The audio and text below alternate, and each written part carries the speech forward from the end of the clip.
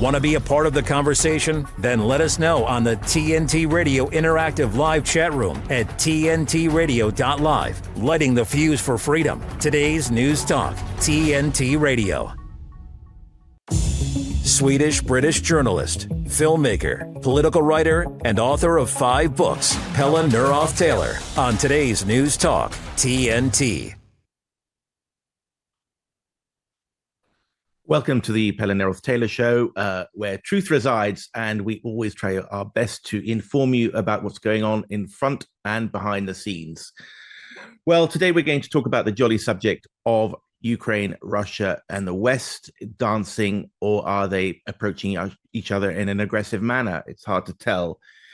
Just watching the news there, you do wonder whether it's all a gigantic theater and who's going to be left holding the black card, as they say in Swedish. That is, who's the loser ultimately. I mean, I wonder whether when you see Zelensky complaining at his Western allies that they're not doing enough, whether they're all conspiring against him, but trying not to be responsible for the final letdown, as it were, or whether it's all a guide to something more serious. We know that Zelensky is a very proficient actor, at least of the lighter variety, but this is not a very light-hearted matter. So I'm just going to go on the assumption that there is a possible escalation ladder in this, and that is on Thursday, the old Etonian David Cameron, now Foreign Secretary of Britain, is going to meet Scholz, the German Chancellor, who has so far steadfastly resisted sending these very powerful missiles, the Taurus missiles, to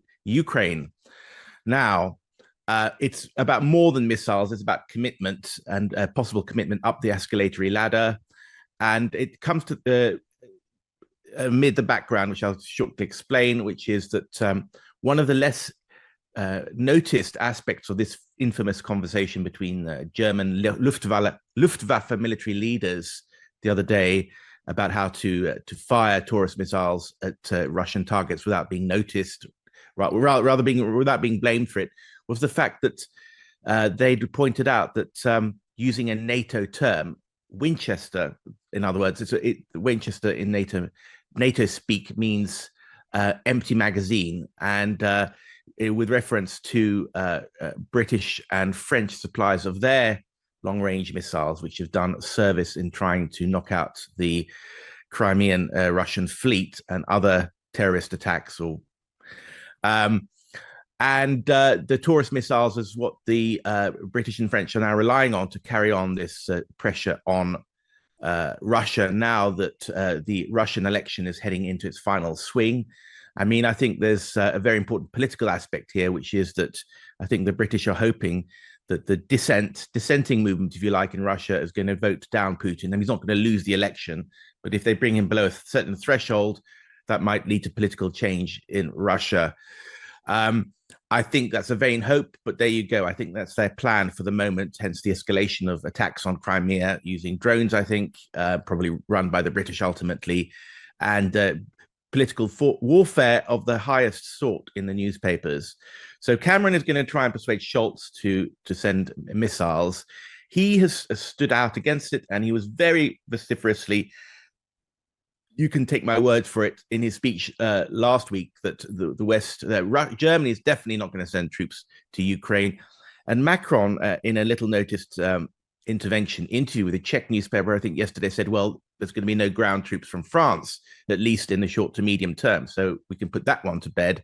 Last week's intervention was more of the dramatic variety from France.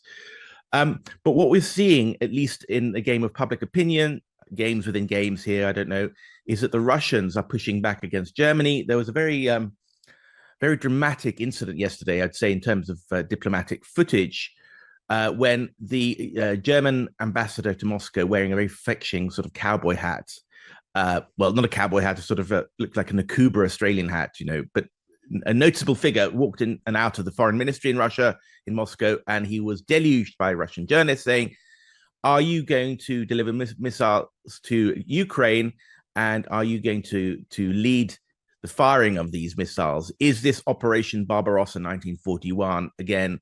very pointed questions alluding to the very, very sensitive points in German-Russian history. And of course, this raises fears in Russian opinion.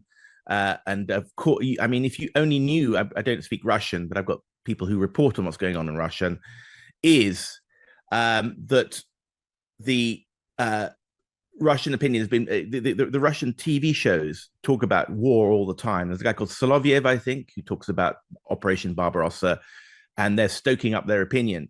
So I think that this leak of the Luftwaffe talking about war might have come from hardliners. I mean, Margaret Simonian, she heads Russia Today, which is quite an interesting channel. But I mean, I think she's one of the hardliners and wants to put pressure on Putin not to allow the Germans to fire off Taurus missiles, because if they do get delivered, it's going to have a Berlin postmark on it. And I think everyone is aware of that.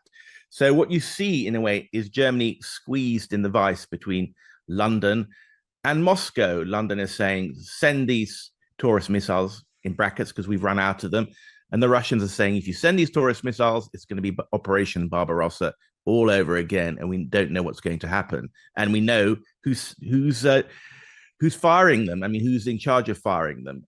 Everyone's playing chicken. I mean, we don't know who's going to fold. We could just hope that Scholz says no. And with all these roller coaster fears, I just can't wait. I don't know. I guess it's a kind of hope for a messiah figure, because Trump is going to have a more complicated foreign policy than that. But waiting for him to win this bloody election in November, because I think he is probably the key. I mean, the current US administration is bankrupt on the Ukraine issue. And then after this, we need, I said it before, a kind of church committee for the whole world, whole Western world.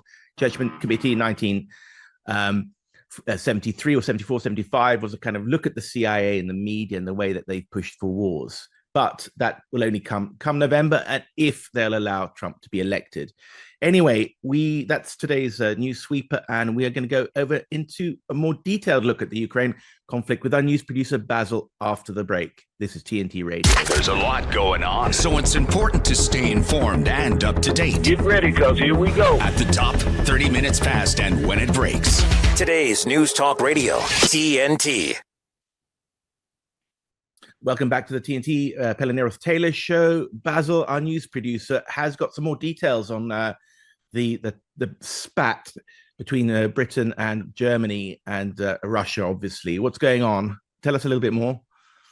Well, it's the released audio recording of the head of the Luftwaffe, Lieutenant General Ingo Gerhards, who, during a conversation discussing how Berlin's Taurus missiles could be used to try to blow up the Kerch Bridge, said, when it comes to mission planning, I know how the English do it.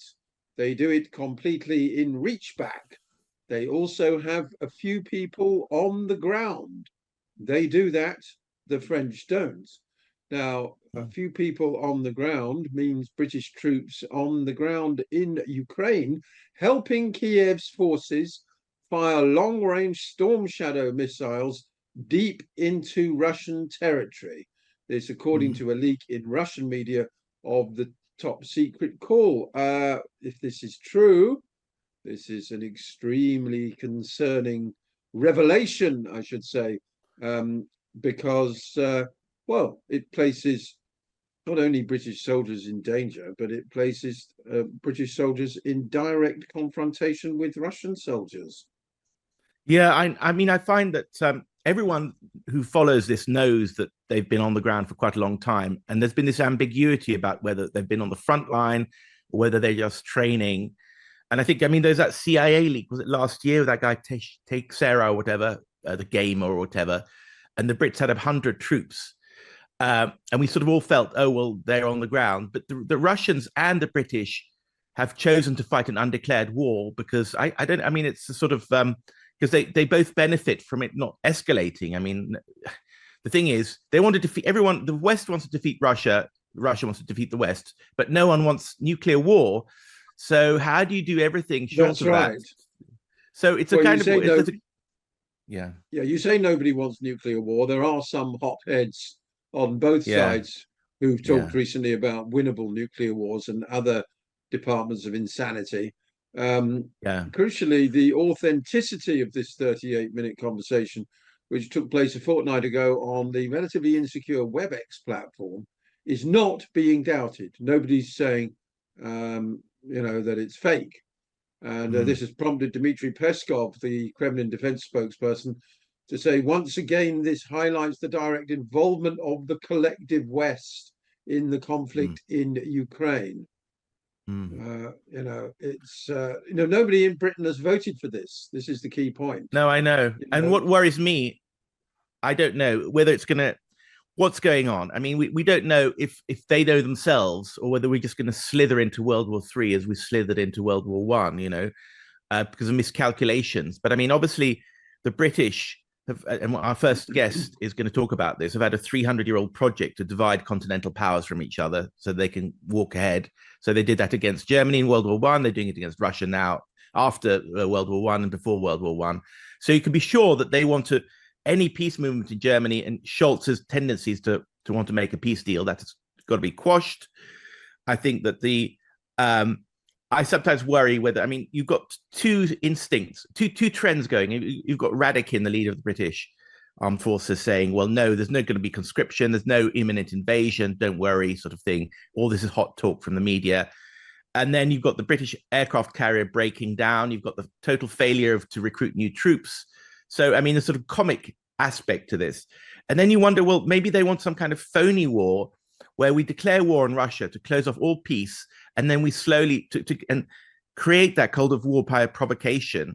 And so we're all in war with Russia, but there's not going to be a nuclear war yet, and there's not going to be serious fighting, but it'll hasten on rapidly this mobilization of forces, and that we're going to go into war economy, which might win Sunak the election or something, because we have to rally around the flag and rally around the Tory party, or the usual party of war, as it were. And just looking at Sweden is sort of the canary in the coal mine, because it's a small country that's completely vassalized by the West, and they want to be more keen. And it's almost, we had a military coup. That's what I call the NATO membership. So the warmongers are completely in charge, and nobody speaks Swedish, so they can say they're crap and nobody notices. But I mean, they're talking about imminent war, and they've been doing that. Blaring headlines. You think you're 1st of September 1939, if you look at the tabloid.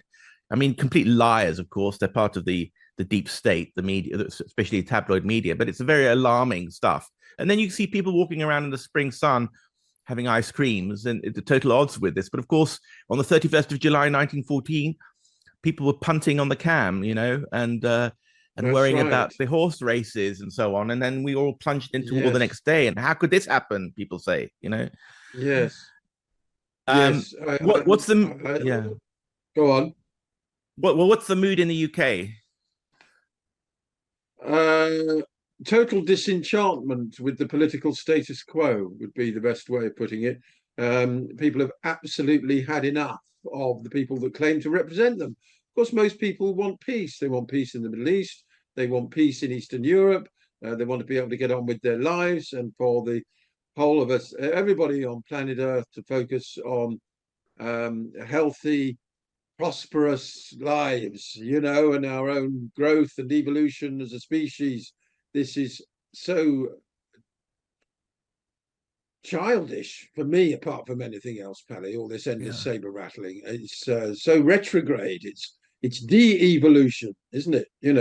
And it flies in the face of the overall arc of human progress, which I would like to think has been towards peace, and which we thought would be cemented as such at the end of the 20th century, didn't we? We started to dare to hope that peace was going to be a permanent thing, apart perhaps for some sort of tribal disputes in Africa and things like that. But the sort of major conflicts between superpowers and between the great nations of Europe and North America, Basil, China, etc., would be history. Basil, did you have a lot of friends who went into the city of London? I have friends who went into the city. I've had friends who went into the armies, believe it or not. Okay. And the other forces, well, I've got a lot of friends who went into the city, and they earned lots of money. And I wasn't quite sure what they did to earn that money. I mean, working on a computer that pressing it at instant but more quickly than your rivals will earn you millions and billions of dollars. I mean, that's not sustainable. It's a kind of Ponzi scheme or something, without knowing the technicalities. And you think, well, is this going to be endangered? I mean, the powerful forces that are in danger from a multipolar world, you know, the rise of China and Russia, and they have powerful friends in the media and in politics, and they make a lot of money in a sort of not quite honest way. And I was reading a book about the City of London, and it's, you know, the thing is, I'm trying to find my way, but through my interviews, I'm trying to find out what's really going on. But I mean, if we see a de-dollarization, the loss of the seigneurial rights to print dollars to cover your spending, it might not be America that's going to be the big loser from this. It might be the City of London, which has used these euro dollars, which is dollars circulating outside the United States. And so they might be the ones who are escalating if we're going to narrow it down, because they stand to lose the most from a new world order where the Russians, the Arabs, and the Indians and the Chinese get together in a sort of pan-Asian bloc or something, using their own currencies to trade. Yeah, possibly. Generally, the city likes stability. So other than weapons manufacturers who lose out if we have long-term peace, generally peace and stability, predictability are what city investors want. So sort of general conflagrations around the world would normally be against the interests of, I agree of financiers. I think you've got a point, Basil. We've got to end there, but I mean, I know that in the Libyan war, the bankers didn't want that war because they would lose access to oil, and similarly in World War One, they were the most powerful voices, and World War One almost didn't happen, and the British participation in it, because Lloyd George came back from the City of London and said it's not on, but the warmongers in his cabinet prevailed. Anyway, Basil, we'll carry on this conversation tomorrow. Great to have you on, and with an update of the news. This is Pelle NEROTH Taylor show on TNT. Back after the break. TNT's Misty Winston. We've really seen the attacks on press freedom have always existed. Powerful people do not like their secrets exposed. That's a no-brainer, right? And so there's always been attacks on press freedom. However, there has been a significant and marked increase. I think really it started kicking off really under Bush, but certainly under Obama. That it really went into hyperdrive. Trump took that and just absolutely ran with it. I mean, he's the guy that had Assange arrested. That really sets an unbelievable precedent just in general. And so now we're starting to see it spiral out of control. Misty Winston on today's News Talk, TNT. A better business tip from TNT Radio. News Talk Radio listeners are some of the most active and involved listeners of any format. TNT Radio listeners rely on TNT Radio often as their primary source of information. They trust TNT Radio and are highly engaged with the content. If you'd like more information about advertising on TNT Radio, simply fill out your details on our contact page and we'll be in touch. To find out more, go to tntradio.live. People might tell you that Lyme doesn't kill people, but we are losing people. People disappear from their lives. One of the scariest things that I had to deal with was memory loss. Not just like I don't remember what I did last week, but like I forgot all the words to my own songs. I remember going to my primary care physician and he was like, "You are 100% healthy, there's nothing wrong with you." And my response was, "That's impossible, I'm dying." I wasn't working, so I had all of these hospital bills. We had to move out of our home and move into my parents' basement. I just wish I could have truly been present in those big moments, when she took her first steps or, her first day of preschool. Lyme is such a thief and it goes undetected because no one is looking for it. For more information and prevention tips, go to projectlyme.org. I'm Naheem Hines, professional football player and proud supporter of the Muscular Dystrophy Association. My mom was diagnosed with muscular dystrophy when I was 14, and I watched her struggle. But MDA helped her get the best treatments and care, and they also help kids like my buddy Ethan. My name is Ethan, and I'm 12 years old. Thanks to the Muscular Dystrophy Association and people like you, I have more hope than ever before. From day one, they've treated me like family at my local care center. MDA is the only one that funds over 150 care centers across the U.S. to help provide state-of-the-art care for adults and kids like me. For over 70 years, MDA has been transforming the lives of people living with muscular dystrophy, ALS, and other related neuromuscular diseases. They fund the research for breakthrough treatments, care, and cures. And MDA provides support to thousands of families like mine and Ethan's in communities like yours. Thanks to MDA, kids and adults can live life to its fullest. Join us and learn more at mda.org today. The human mind is like a computer. No matter how efficient it may be, its reliability is only as great as the information fed into it. That's a campaign promise. Tell us the truth. Tell us the truth. We mandate that the truth be told. You're hearing it. TNT. Welcome back to the Pelle NEROTH Taylor Show on TNT, where truth resides. Our first guest is an Italian professor who taught economics, sociology, and criminology at universities in the US, Canada, and the Vatican. Presently, he's an independent researcher and publisher of a publication company called Ad Triaros, and he lives in Umbria, Italy. He is the author of Conjuring Hitler and has made many interesting contributions on the current state of the world. But we are going to talk about the Hitler book. Welcome to the show, Guido Preparata. Good to have you on. Thank you. Thank you for having me. So this book, Conjuring Hitler, I mean, you're sort of using your work. You were in this working for the in the Italian banking system in the 1990s, and you started to research the origins of World War I, and that led you down this sort of rabbit hole, this trail, by looking through central bank archives in Italy and in other countries, that led you to formulate a thesis about how the British banking system and the Bank of England basically responsible for a lot of the stuff that's going on before World War II and the rise of Hitler. Can you outline this in about 10 or 15 minutes? I'll try and interrupt you because it's such a fascinating thesis and no one else has presented it to my mind, and it's of huge importance for the world today. So tell us about what happened in the 1920s and start off with the Weimar Republic, because we've done the World War I stuff on this show before. We're in the mid-20s, and the Weimar Republic has just recovered from its hyperinflation or its superinflation. What's going on there now? The British are getting involved and they're trying to hype up Weimar Germany. Yes. Yes.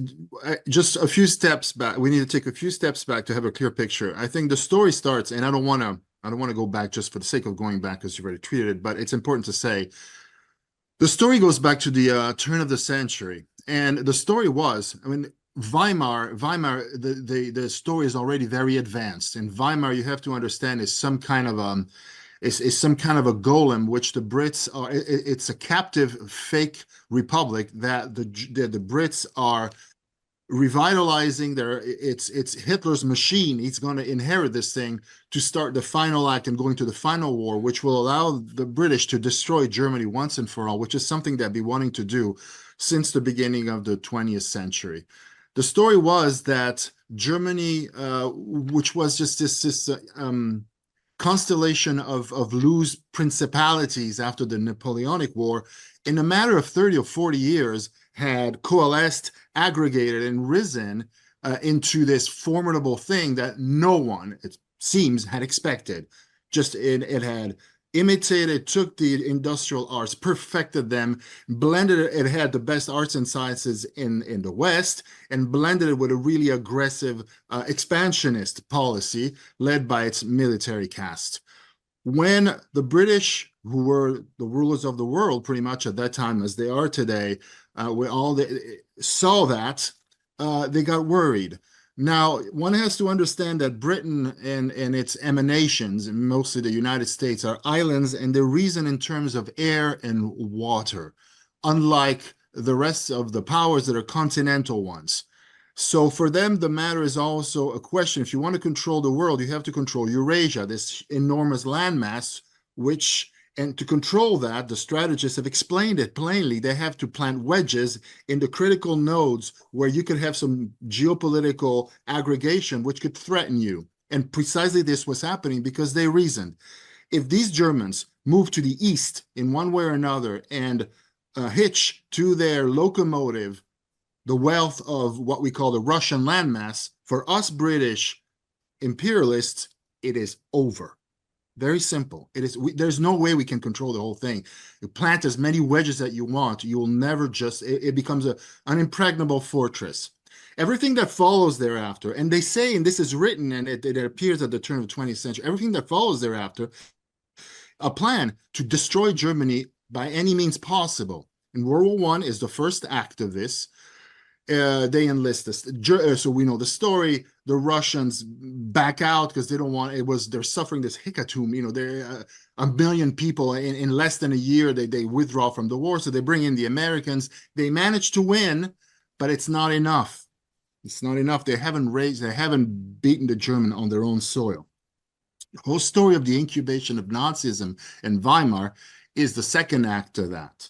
People say, well, you're talking, you have the benefit of hindsight, and it's one giant crazy conspiracy theory. It is not, because the greatest thinker, social thinker of the 20th century, Thorstein Veblen, had seen this in a very important review that no one knows, and I make it a pivot of the book, writes a review of this book, which was a bestseller at the time, written by a very fashionable economist, John Maynard Keynes, who wrote this book about Versailles, about the treaty that ended the First World War, saying it was really bad, it was myopic, where these cretins and old fools, the elder statements that were at the table, had just drafted this just ridiculously harsh treaty, and it was caused resentment. And Veblen says, nonsense. This guy hasn't understood anything. They're not. We're just going to take a quick break for the news. We're going to talk about the second act of the British war on Germany through the financial war in the 1920s and 30s. Fascinating story. Just go for a quick break for the news. This is TNT Radio. Real news. TNT Radio News. Matt Boyland here with your TNT headlines. Donald Trump will remain on the presidential ballot in all 50 states, following an historic ruling by the US Supreme Court. Ukrainian President Volodymyr Zelensky is blaming recent Russian advances on a lack of weapons and ammo from the West. Moscow's accused Germany of preparing for war with Russia. And France has become the first country in the world to enshrine a woman's right to abortion in its constitution. The common housefly, caught in the clutches of the spider's web. Every move it makes just makes matters worse. Then, dinner time. Feast on the captivating stories, videos, and helpful information on our website. Whoa. Dinner's ready. Oh, man. Escape is futile. Just one more video. Get stuck in our web. TNTRadio.live. Welcome back to the Pelle NEROTH Taylor Show. We've got Guido Preparata, who wrote the book Conjuring Hitler, and he is telling us, he is halfway through explaining why Germany wasn't properly defeated in World War I and how now had to be defeated by setting it up for a second war against Russia in the 1930s or 40s. But first, there had to be a lot of financial shenanigans aimed at Germany. Can you talk about that, Guido?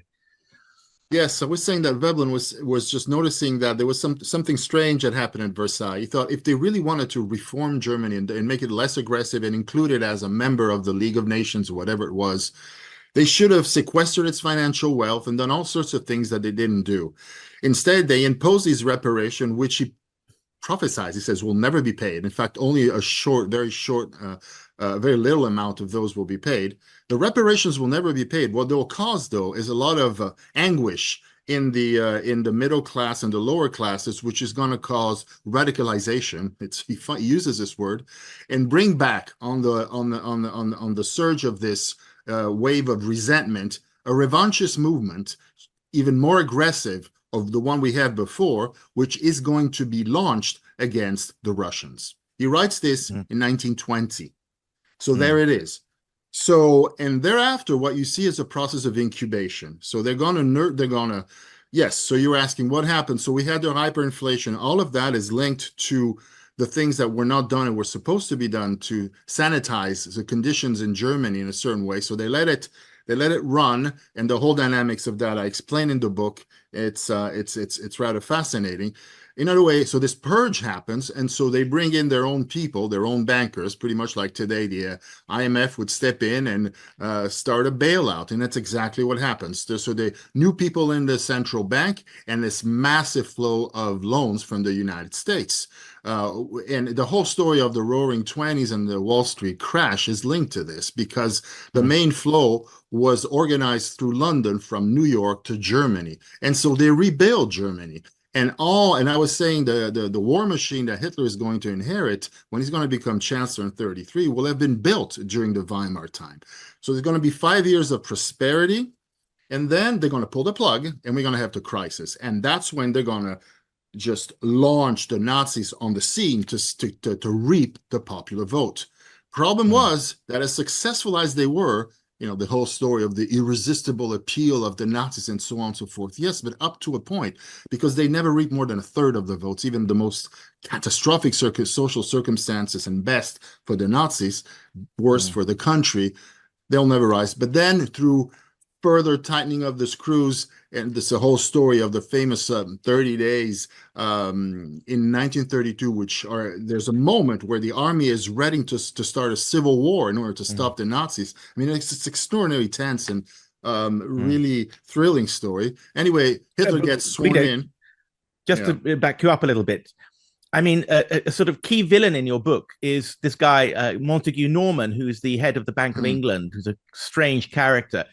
And he's the one who bigs up the Weimar Republic in the 1920s and prepares for this inevitable crash. And I can't quite understand the financial writing enough. I'll go back to it.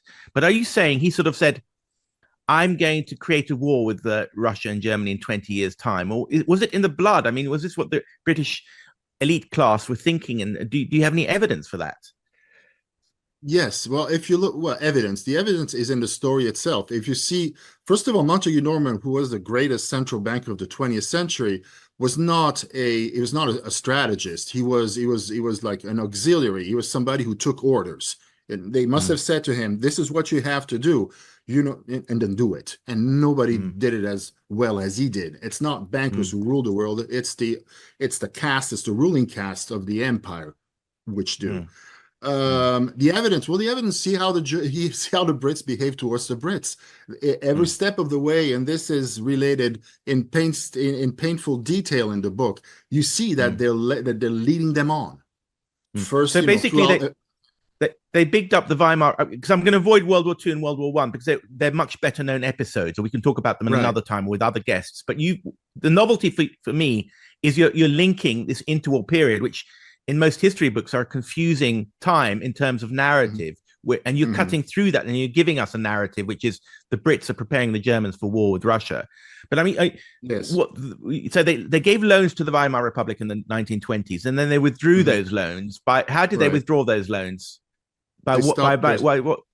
Right. They stopped sending them, and then they expected payment, and for 3 years they just prevented Germany from somehow launching public works or any kind of fiscal maneuver that would help its population get back into work, which only when Hitler reaches the chancellorship will these things begin, not by accident. And until 1938, he is acclaimed as a savior, a hero, and everything is going well. But I mean, the true story is that he's not there to make Germany, wholesome again. He's there to prepare for war. And after the first year or so, you'll see that most of what Germany does in this boom, which reabsorb all the unemployed in very little time, most of it is devoted to war expenditure. It's obvious what they're going to do. They consolidate the debt, and Hitler is confident. We're going to back up whatever we are indebted ourselves with whatever we conquer in the East. Okay. Well, I mean, I'm with you on the general British purpose of dividing all its rivals and getting ahead of the world and using very skilled political warfare to do so. But I just wonder, I mean, whether it's opportunistic and based on singular events, and they'll always choose a particular one that will maximize the dislocation for Europe, or whether it's a kind of long planned out thing. I mean, did the British have Hitler in their pocket, or was he just an inevitable result of the chaos that the banking system had sown on Germany in the 1930s? Were they lucky to get Hitler? Well, Right. it's a good question, but if you read Veblen, they knew something was going to come, whether it was going to take the form of this very strange religious movement, which that what Nazism was, fronted by a political organization, is something that only maybe experts of esoterica in the Masonic lodges will be able to answer that question. Certainly, they were awaiting something like him, and everything in already in the writings of Veblen tells you that they could have foreseen that. So yes. Okay. Whether they long plan, yes, of course. You said skillful. Skillful doesn't quite cover it. I'm thinking of genius. For them, yes, you want to stay master of the world, you have to do whatever it takes, and they did. Yeah. Well, it's amazing. It's amazing, isn't it, that people think that the British Empire was won with cups of tea and politeness. Of course, I don't think so. To be a small island to conquer the world, or we're speaking English, and obviously it's not by being nice guys, it's by being incredibly ruthless and then being so successful at it that you can conceal that under a guise of sort of a gentility. I mean, that's obvious when you grow up a little bit and know about these things. But I mean, what are we've only got a minute left, I think, unless we have to hold you on for a bit because of the next guest. But can you just tell me, well, we could talk about that another time. What are the parallels with today? That's an obvious question. Are the Brits doing the same today with the Germans in the place of the Russians as the enemy that has to be defeated? Today's completely changed because now we are in an Orwellian scenario where all the wars are manufactured. Now, Anglo-America has all the cards in the deck. They've conquered everything. They toppled everybody. They bought the Vatican lately. So there's nothing they don't own. So they got to keep now it's completely changed. Now it's theatrics. So it's the endless. Yeah. Okay, Guido Preparata, we'll have you on for more detail, more information about what your other books, because I know you said incredibly interesting things about every topic imaginable. But we'll take a break there and introduce our next guest after the break. Thank you very much, Guido Preparata. Thank you. Author of Conjuring Hitler. This is TNT Radio. De-weaponizing weather with reality and perspective. A prominent climate skeptic and really a brilliant meteorologist, Dr. Ryan Mallard, tweeted today that the idea that 2024 is going to be the warmest on record should be dismissed. Now, first of all, I never say things like that because when you look at the future, it's an infinite system. A bunch of things are possible. But you've heard me reference on TNT the rapid drop of temperature that's being forecast in the Indo-Pacific. That's the first thing. Second thing is, if you go to CFACT, I show all this. And so it seems like Ryan is echoing the sentiments that I wrote about, all right? That's not to say Ryan didn't come to this independent conclusion. But the fact of the matter is that if it's not this particular year, because the front of the year is going to be very warm, if you take from this middle of summer, coming up in the northern hemisphere, it'll be winter in the southern hemisphere, into the following year, there could be a dramatic drop in global temperatures. Now, you want to know something? If there is a dramatic drop, it's so what to me? No one's really going to notice what's going on. The only value of the dramatic drop is you cannot explain, just like you can't explain with the warming, that man is responsible for either one of them. So it opens up these other ideas, natural ideas, that we've been talking about. In any case, I keep looking at the CFSV2 model, and it's like it's painting the Pacific Ocean blue, which is exactly opposite where the Pacific Ocean has been for the last, 10 years? This is TNT Climate and Weather Watchdog. Meteorologist Joe Bastardi asking you to enjoy the weather. It's the only weather you got. When a crisis hits, close to home and across the globe, nonprofits are on the front lines, ready to serve. Healing, nurturing, rescuing, protecting, inspiring. The work of philanthropic organizations has never been more important, and it's donors and volunteers like you who make all this possible. Thank you. The Nonprofit Alliance. Coming to you live from Sweden, you're with Pelle NEROTH Taylor on today's News Talk, TNT. Welcome back to the Pelle NEROTH Taylor Show on TNT, where truth resides. Our second guest is Dr. Sebastian Gorka, who's the host of the Sebastian Gorka America First show on the Salem News Channel. Gorka is the son of Hungarian immigrant parents who fled Hungary to the UK. He then went on to serve in the British Army Reserve in an military intelligence unit. After the 9/11 attacks, he became a professor on the Pentagon-funded counterterrorism program run out of Germany. In 2017, Dr. Gorka was appointed by the White House as Deputy Assistant to the President for Strategy. Gorka is the author of the books Defeating Jihad, a national bestseller, and his latest book is Why We Fight Defeating Enemies, America's Enemies with No Apologies. Welcome to the show, Dr. Gorka. Good to have you on. Thanks for agreeing to appear. How are you? Very well, thank you. Thanks for inviting me.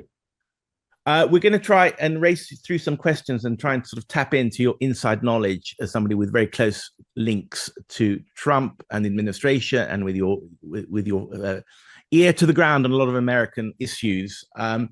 So I'm going to start. I've had a lot of people from various backgrounds talking about the malaise in America. So I'm going to put some thoughts past you. Do you think the 2020 election was stolen? I think it was incredibly problematic. The fact that we had 81 million ballots mailed out unbidden by the Democrats is a recipe for theft. The fact that we had Democrat cities like Atlanta, like Baltimore, prevent the verification of the mail-in ballots. The fact that the state I live in, the Commonwealth of Virginia, the Democrat governor for the first time in the Commonwealth's history said, we are not going to verify the signatures on mail-in ballots. Yeah, I would say, given all of those things, the results of the 2020 election are more than dubious, and I would go so far as to say fraudulent.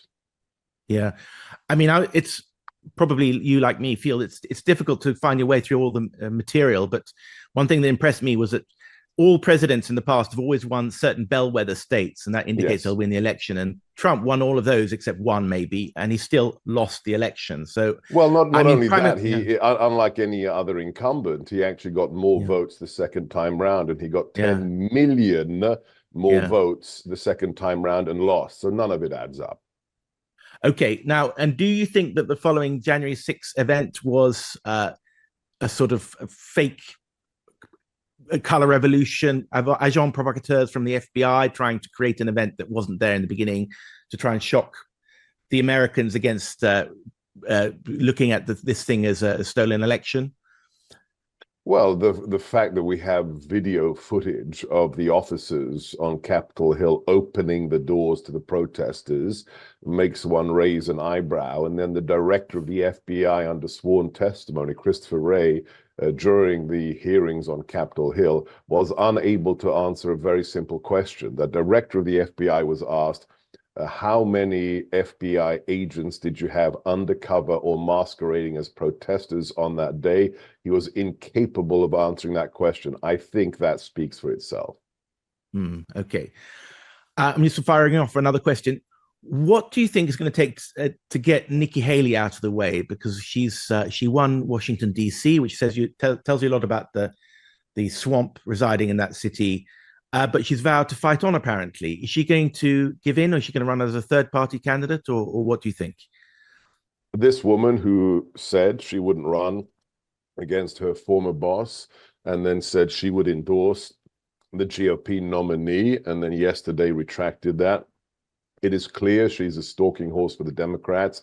The fact that she is funded by the billionaire Reid Hoffman, who is also the funder of the E. Jean Carroll case against President Trump in New York, tells you that this is a swamp creature. Nothing will stop her until President Trump wins the election and is sworn in as the president. Do you think she's going to run as a third-party candidate, and is that a possibility? I doubt it. The electoral system we have in America kind of negates third-party candidates. So, unless you're a Ross Perot, that doesn't really work. Okay. Now, so that argument goes the same for Robert Kennedy, who's quite popular with a lot of people, and who is talked about being, a serious contender. Do you think that's going to pull votes away from either side?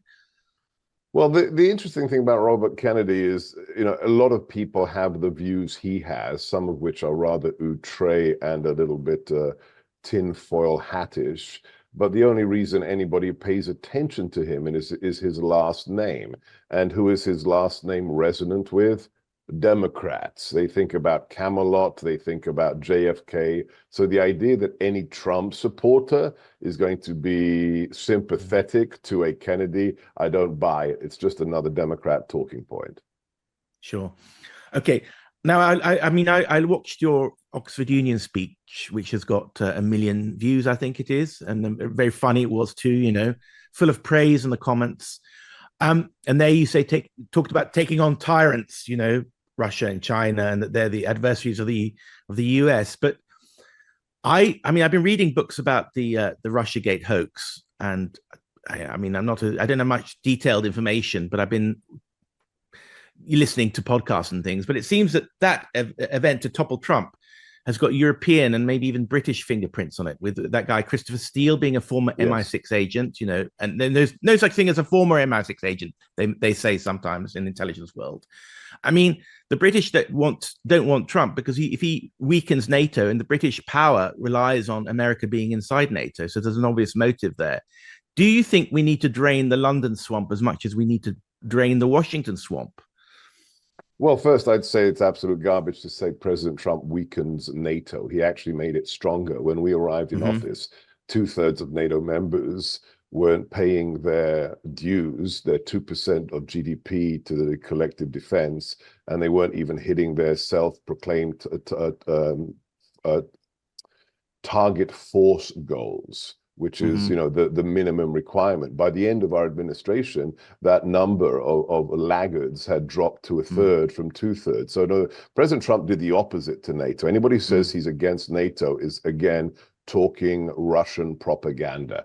But with regards to your first point, absolutely. I mean, look, John Brennan, Obama's director of the CIA, needed a way to get around the US Constitution's barrier on spying against US citizens without a warrant.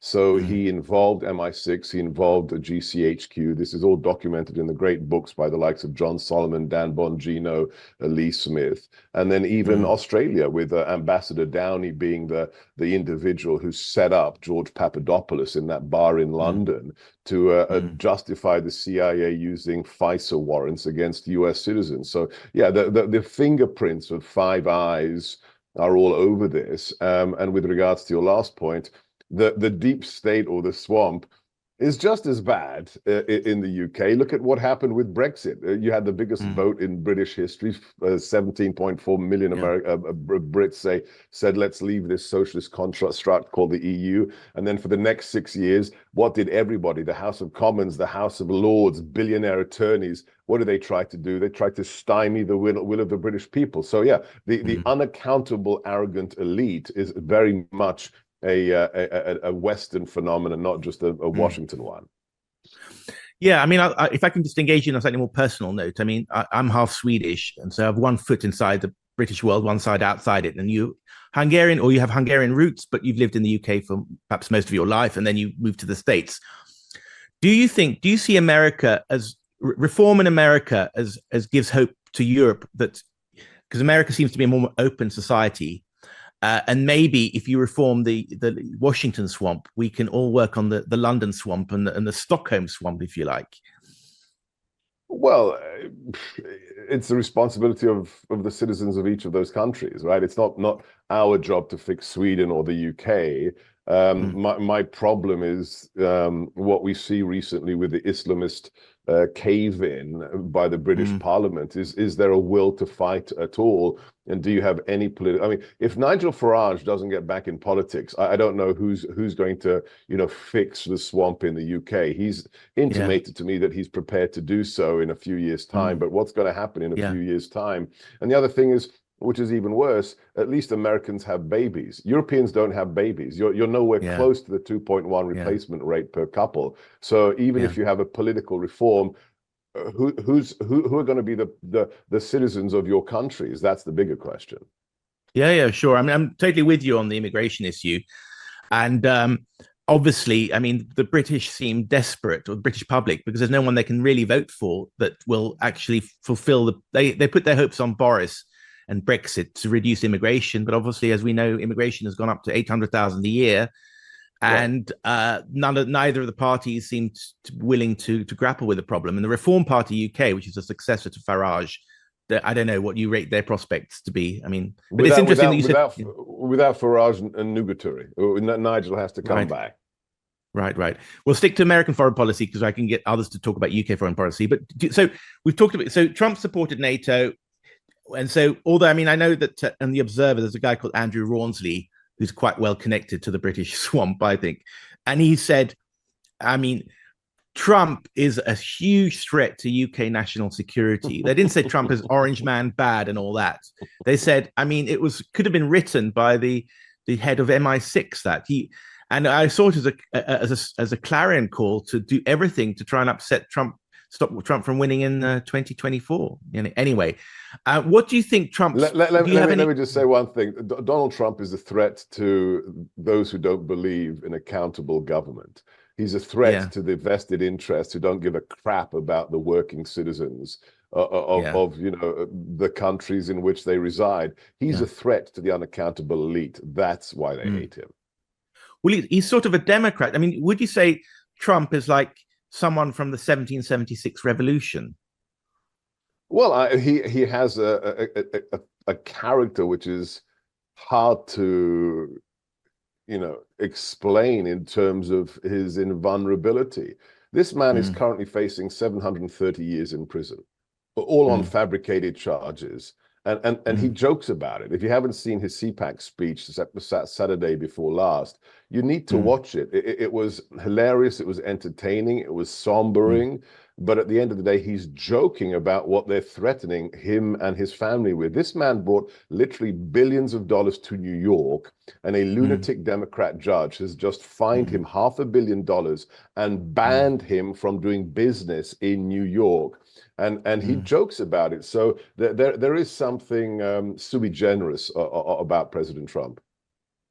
And I mean, do you think, I'm getting sort of off topic in a way, but do you think they'll strike a deal over the border? Or because I heard, forgive me for being a little bit non-specific, that, I mean, he's working quite closely with Mike Johnson to prevent a deal because he wants this to be an albatross around Biden's neck, failure to reform immigration. But there's no big plot to sabotage a deal. There is no deal. I mean, look at what was recommended by Schumer, the swamp creature Republican, by McConnell, the swamp creature Republican, and by Schumer. This so-called deal would have allowed at least 5,000 illegal immigrants to cross the border every 24 hours. The Democrats don't want a deal. They're not acting in good faith. When you let in 8 million illegals in the last 3 years, you're not dealing with somebody who wants to solve anything. They want, because they're such bigots and racists, to let in, they have less kids than conservatives do, right? So they want to do what? Let in millions of potential voters. And they are so bigoted, they think if we give you naturalization, if we give you immunity and you become a citizen, because you're brown-skinned, you'll vote Democrat. Don't forget, the Democrat Party is the party of the KKK, and they still are a fundamentally racist party. And by racist, you mean anti-white, perhaps now, but also that they're judging by the color of the skin rather than merit. Yeah, I know they're racist because they say that they support minorities. I mean, look at the figures. Left-wing organizations like Human Rights Watch, like UNHCR, have stated upward of 60% of those trafficked across the border, females and girls, are raped by the traffickers. 60%. That's thousands every day. And you're the party of minorities, and you're the party of women. They don't give a crap. That's who the left has become. This is not the party of JFK or Scoop Jackson. These are radicals. The perverse situation we find ourselves in America, in the UK, in Western civilization, is that we have elites that hate the countries that they are in charge of. That's what people need to internalize. Isn't it also true about a lot of these migrants, is that they're young military-age men? And I'll just add something, because what happened in Sweden a few years ago, I mean, I sometimes think Scandinavia is a sort of test bed for these things, because it's a small European polity where you can try these things and a very feeble opposition. But you had all these age men marching down the motorways in Copenhagen and crossing along this bridge and stacking up, ending up in Sweden and then fanning out all over Sweden in small towns, of which I'm living in one. And definitely, I mean, these are men 18, 19, rather handsome looking, you know, rather sort of, and they always had their iPhones with them, but they'd always lost their passports, strangely enough. And then the rape rate shot up in the next 2 years. So I guess is the same thing happening. I mean, just to get to sort of wheel back to the geopolitical issue, I mean, isn't it understandable that most Americans worry much more about their own border and protecting that than protecting a border in Ukraine thousands of kilometers away, which is a complicated issue in between two Russian-speaking types who are regimes, if you like, who are fighting against each other for primacy in that part of the world? I mean, you've got quite a hawkish stance on Ukraine and Russia, but don't you sympathize with that view? Look after America's problems first. Not in the slightest. Right. I mean, this is the world's greatest power. We can't be interested in a innocent nation being invaded by nuclear power. What utter garbage! Yes, right. Of course, we have to secure our border, but Ukraine is in their 1776 right now. I mean, this is a free, independent state that was invaded by a nuclear nation, and next it's going to be NATO nations. It's going to be the Baltics. It's going to be Poland. So no, I reject that comparison. Okay, that's fine. Dr. Gorka, that's a very interesting summary of the issues, and great to talk to you, and we'll have you on again if you'd want to talk about these things in further detail. Thank you very much, Dr. Gorka. This is TNT Radio. Love you,